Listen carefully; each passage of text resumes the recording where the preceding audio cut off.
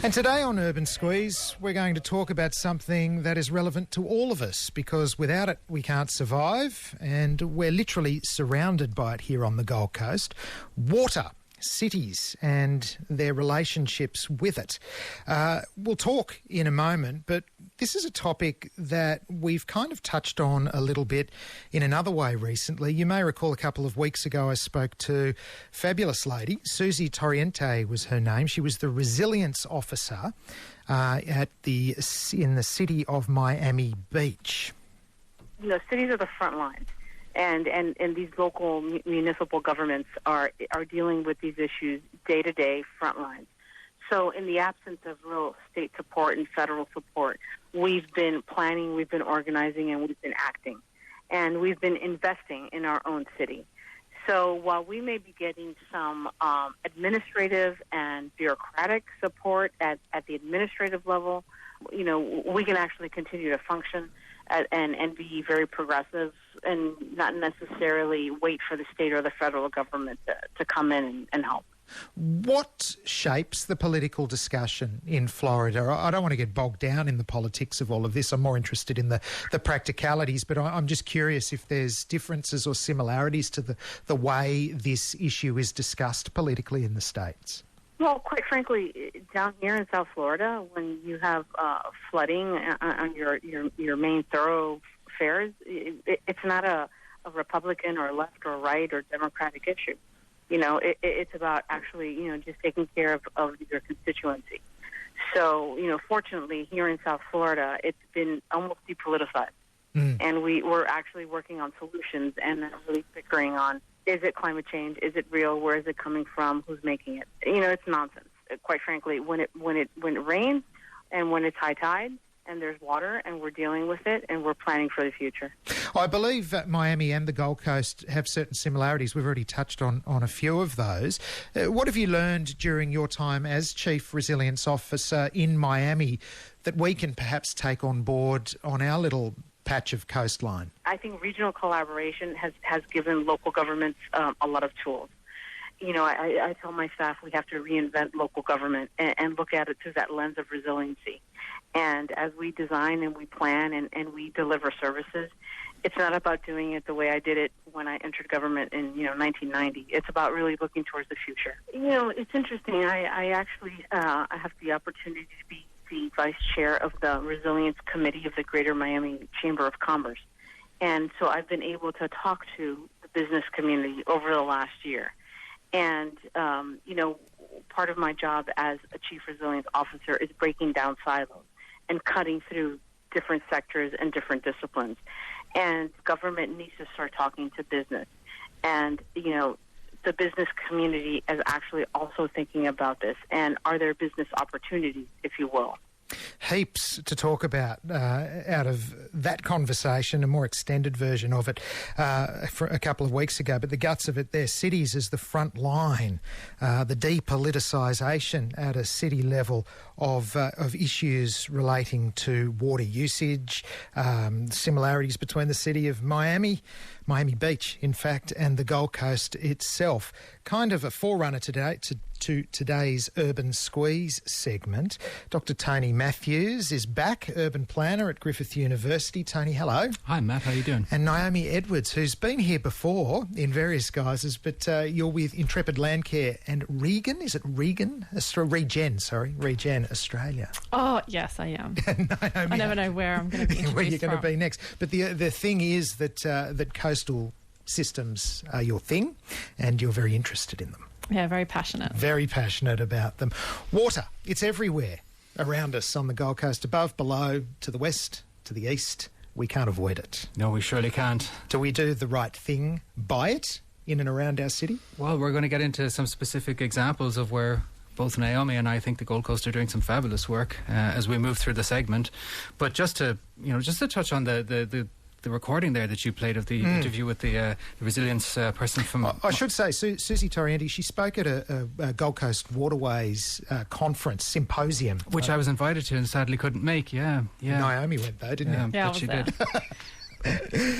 But just on a more kind of general point, actually, she makes a really good point, which is that any sort of environmental response in the 21st century linked to climate change or otherwise now is almost invariably led at the city level. So, right now we're worried about, we're just sitting outside talking about this, myself and Naomi, would the Trump administration leave the Paris Accord or will they stay in?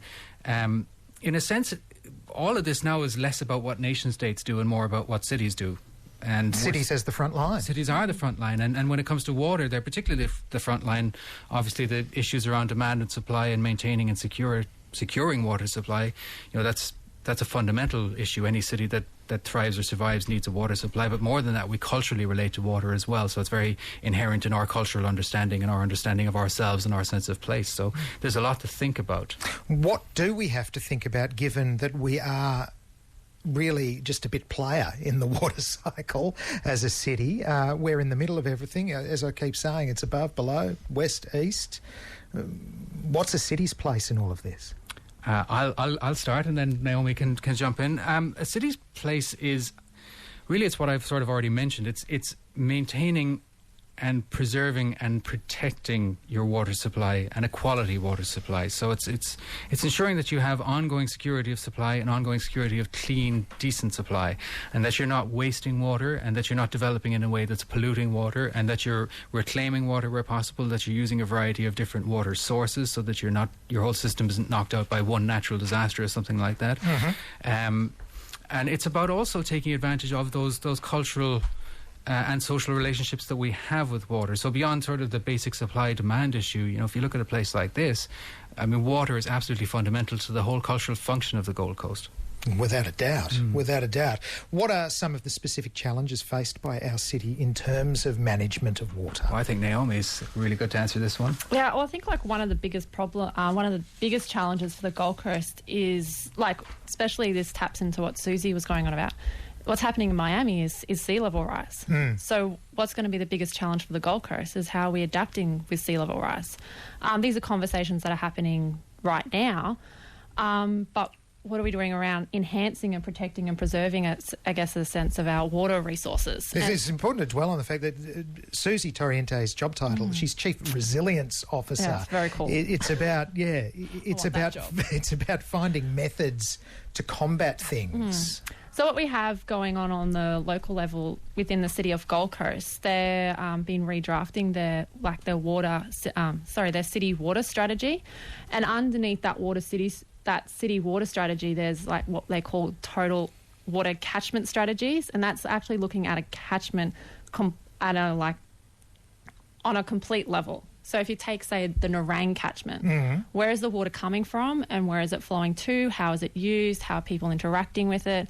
And then this then goes down into the actual smaller, finer details about, what are the activities that we're doing to actually protect and preserve and what we'd like to see is enhance the health of our waterways as well. So to put this in a kind of practical perspective, a couple of significant issues of recent times, we've talked about chemicals, fire retardant chemicals down in and around the airport, perhaps leaching into waterways. That's a catchment issue. White spot disease, prawn farmers as well. Perhaps another catchment issue that's bubbled to the surface. Excuse the horrible water-based pun there, but these sorts of things are what we see at the end of the end of the chain. Yeah, and if you look at, say, take the Nerang catchment again, it's one of the biggest challenges is going to be the sedimentation. So in the healthy land and catchments, or healthy land and water now, what they called the report card last year, is, that catchment was scored at a level of C, right? But when we look at why was it rated a C value? Well, it was about 16,000 tonnes of sediment that's going straight down the Nerang catchment and the Nerang River and ending out into the Broadwater. How is that impacting the other catchments and waterways? And then what you tapped on before is the actual use of our waterways as well. So I'm a recreational user along the Broadwater. And I want to make sure that the Broadwater is protected as well. Yeah, indeed. How does the city cope with all of this? Because the interactivity and interconnectivity of all these issues, it's an immense task. It's a huge task, and it's not something that people kind of popularly think about, and you can understand why, because, if you turn on your tap and clean water comes out and you don't think too much about it. That'll do, yeah. If you flush your toilet, and it doesn't come back up, you don't think too much about it. So, but the infrastructure and the architecture that goes on behind the scenes in terms of water supply, stormwater management, water reclamation, purifying sewage, releasing water back into catchment systems, industrial processes around water use, water going into factories and coming back out. Where does it go? How's it purified? How's it managed? It's not something that directly affects us necessarily here on the coast, but if you think about something like the mining sector, the amount of groundwater that they'll extract and use, and it'll sit in settlement ponds and be released back into local catchments and things like that. All of this matters, and how it's managed matters, and there's hundreds, if not hundreds of thousands of different little variables and pieces that need to click together properly in order for the system to stay working. It's actually quite mind-boggling. It's probably second only to the electricity system, if not actually ahead of the electricity system in terms of complexity of management. It's I don't even know where to begin to touch on this topic.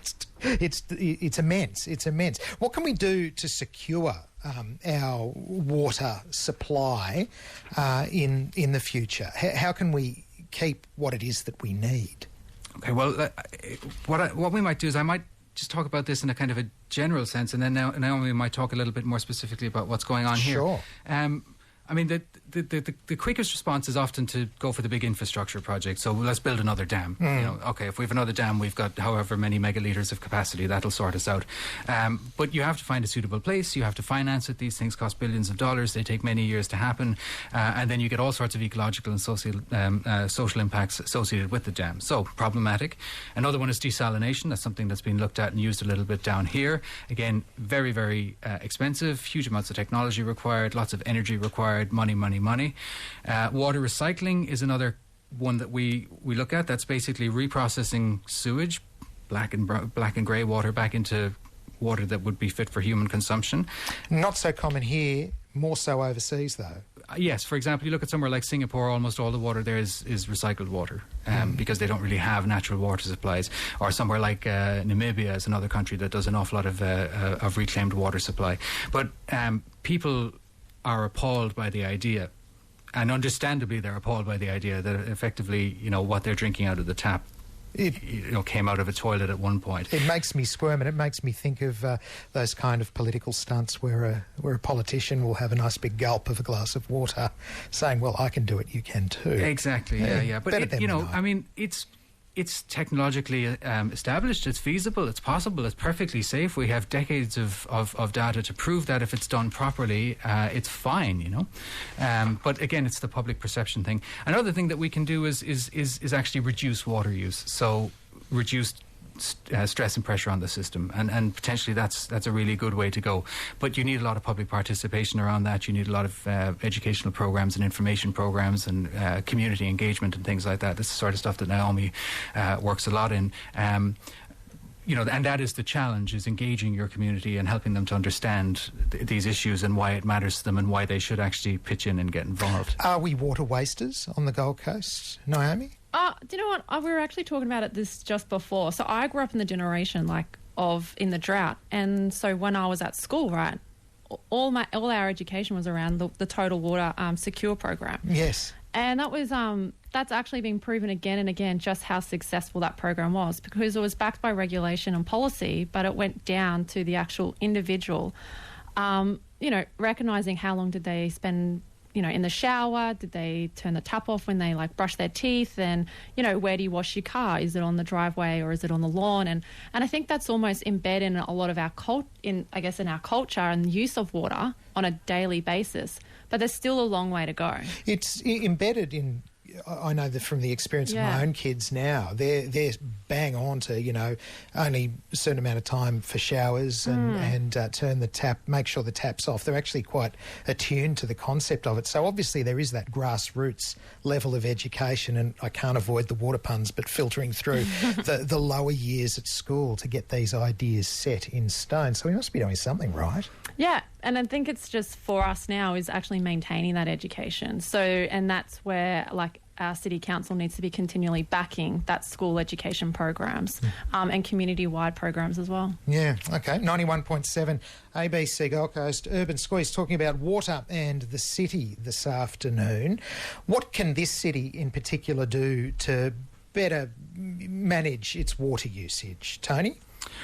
Well, one thing is just make sure that there's some sort of a good quality communicative connect between land use planning and water supply, and that's often something where cities fails, and not just, not singling out this city by any means, but land use planning and water management are rarely coordinated, and that can be immensely problematic, especially in a city where you have a lot of development pressures, and we have a fair few development pressures here. That's one thing that really needs to be looked at very, very closely.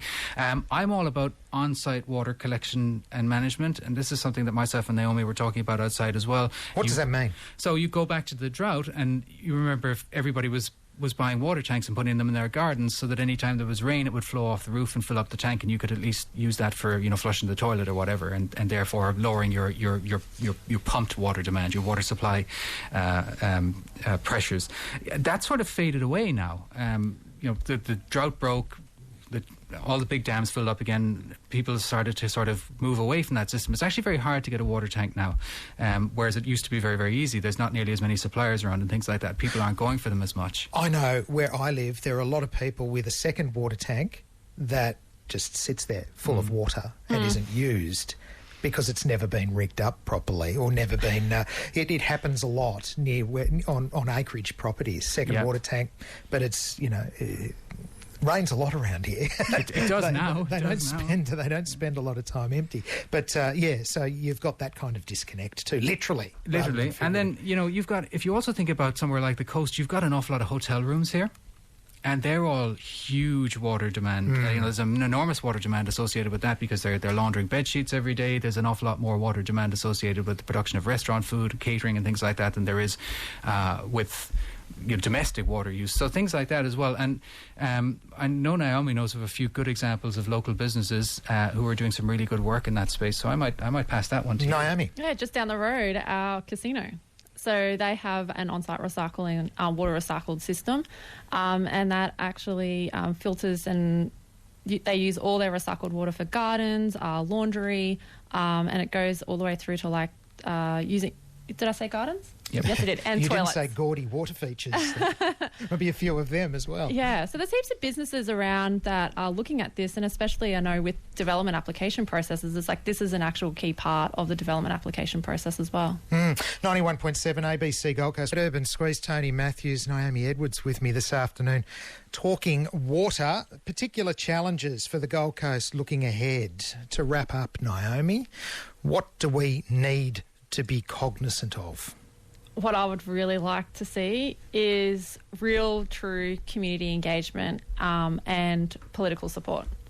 Is it lacking that badly? I think there's a real disconnect. There's lots of really great examples of that, and I would actually call that missed opportunities. Can you give us some examples? One was over the summer period. One of our freshwater lakes, Lake Hugh Monks, was actually closed due to blue-green algae. That was a trigger. We had lack of water, high nutrient input, and then higher than normal temperatures that actually caused an algal outbreak. So the lake is now open as a result of the recent flooding. But there was a real true disconnect with actually the impact within a neighbourhood level, and then the actual political support to let's look at this problem a lot more strategically, because this issue is not going away with climate change. Tony? Yeah, I was going to say long-term climate change is the big one. I mean, right now Gold Coast is actually doing quite well. Nationally anyway, it's doing quite well, very well in fact. But long-term it's climate change and all the things that brings. So you're going to have more storms and floods which threaten to cut off water supplies or pollute them. Bushfires which will require nearby water sources to be tapped to put them out. More frequent droughts, which obviously we've had a recent experience of that. Less water in storage if we have warmer and drier climates, and ultimately longer term again as sea level rise. Bit to think about. Yeah. That's why cities are employing chief resilience officers. And Naomi, you putting your hand up? Yeah, let's get that and I'll apply for that one. Have a crack at it, Tony. Thank you Let's do so it. much. Tony Matthews from Griffith University, Naomi Edwards alongside him. Thank you so much, guys. Thanks, Matt. A pleasure. Thank you.